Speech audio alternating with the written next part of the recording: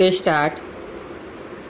हमें इस मामले में उच्चतम न्यायालय के प्रकटतः विरोधी निर्णयों, जिनकी बाबत स्थिति स्पष्ट करने के लिए खंड न्यायपीठ ने इस पूर्ण न्यायपीठ के समक्ष निर्देश किया के संबंध में अवांछनीय कार्य करना है। पूर्णविराम पैरा।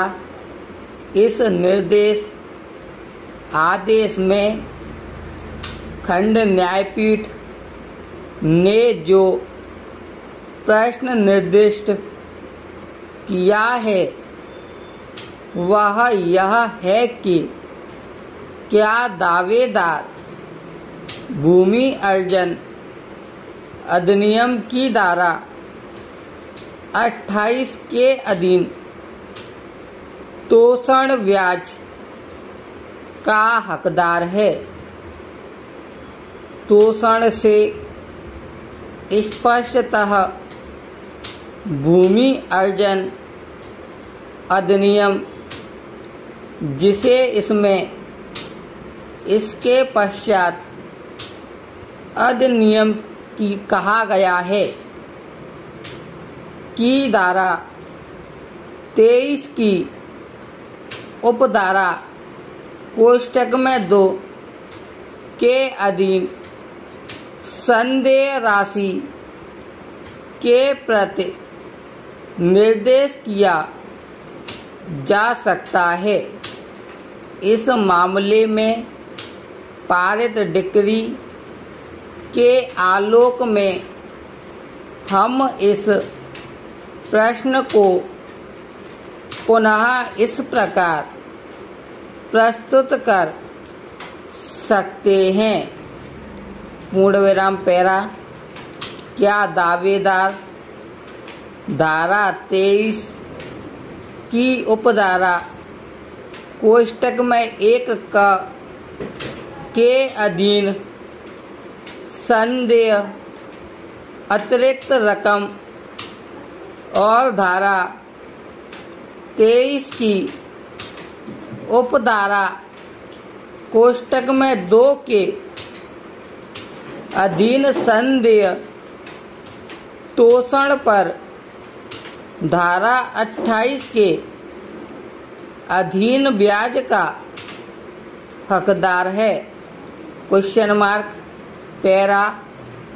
आरंभ में यह उल्लेख किया जाना आवश्यक है कि अपीलार्थी जिसके लिए भूमि अर्जन कार्यवाहियां आरंभ की गई थीं, कंपनी है, यह निर्देश न्यायालय के समक्ष पक्षकार नहीं थी।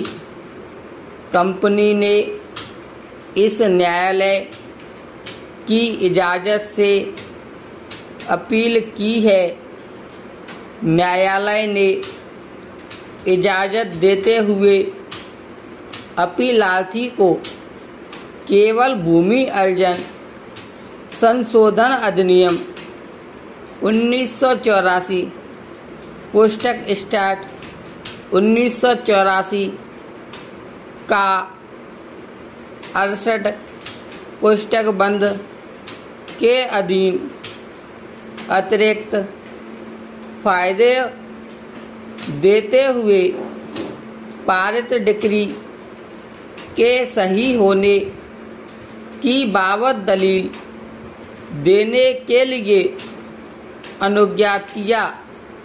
यह स्पष्ट किया जा सकता है कि जो विवाद है वह धारा 23 कोष्टक में 1 का और 23 कोष्टक में 2 के अधीन संदेय अतिरिक्त रकम पर ब्याज देने के संबंध में है और 1984 के संशोधन अधिनियम संख्या 68 के अधीन अन्य फायदों के हक या अन्यता से संबंधित विवादक इस अपील में नहीं है।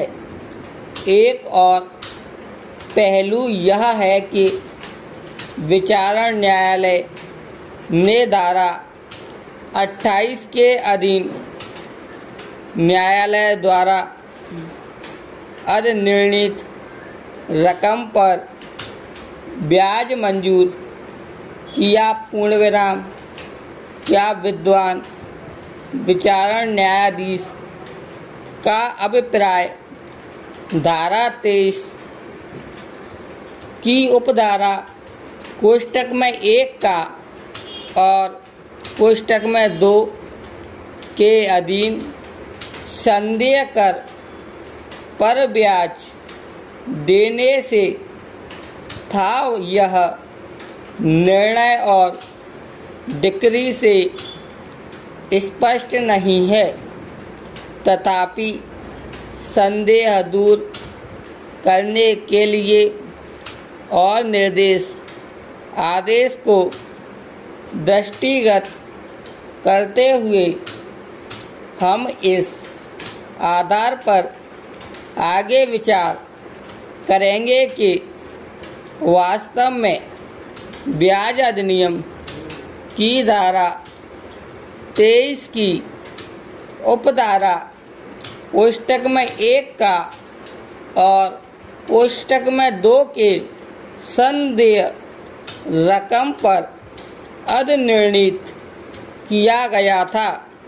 पूर्णविराम पैरा अधिनियम की धारा 28 में यह अधिकथित यह है कि यदि वह राशि जो न्यायालय की राय में कलेक्ट द्वारा प्रतिकर के रूप में अधिनिर्णीत की जानी चाहिए, उस राशि से अधिक है जो उसने कोष्टक में कलेक्ट ने प्रतिकर के रूप में अधिनिर्णीत की, तो न्यायालय अपने अधिनिर्णय द्वारा इस अधिक राशि पर उस तारीख से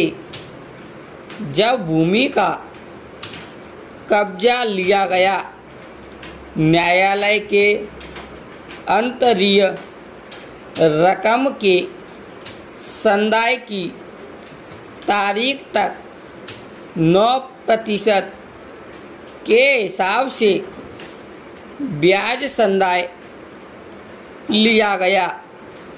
1 वर्ष की अवधि की समाप्ति की तारीख के पश्चात संदाय किया जाता है तो ब्याज 15% की वर्धित दर से 1 वर्ष की अवधि की समाप्ति की तारीख से न्यायालय में रकम का संदाय किए जाने की तारीख तक संदेह है।